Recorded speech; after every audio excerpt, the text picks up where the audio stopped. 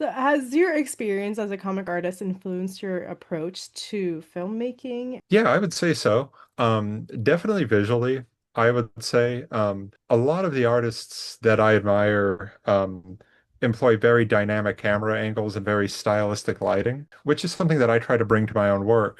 But not just style for style's sake.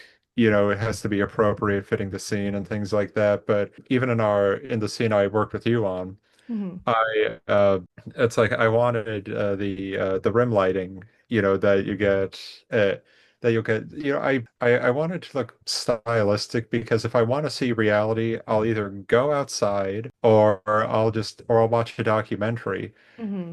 To me, the films I personally enjoy are the ones I end up going to see are very visual, and they don't have to be big special effects movies either, just like a director and director of photography who collaborate and bring together a more unique perspective on the world. Hmm. Uh, because like sometimes, okay, I have to admit I love Tubi because I can find like let's just call them like backyard home movies of like, and the thing is I love the ones that are made earnestly. The ones where like these people are trying to make something with, their buddies from work, and I'm rooting for them even if it's not turning out well. I'm like, man, you guys, your hearts are in the right place, but just work on it. You can do it. But when I It's see the thought people, that counts.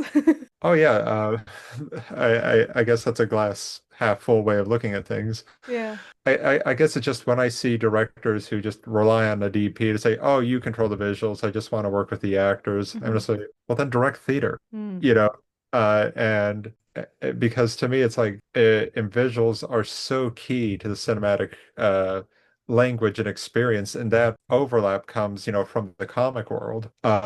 Like if you want to connect to a character in comics and in film, get a tight close-up.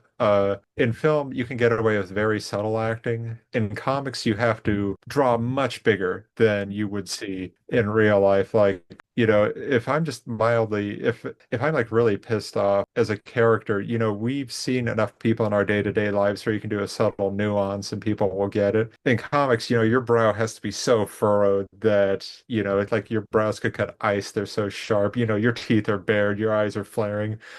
And if we It's did kind that of in real, like theater on paper. yeah, there we go. Yeah.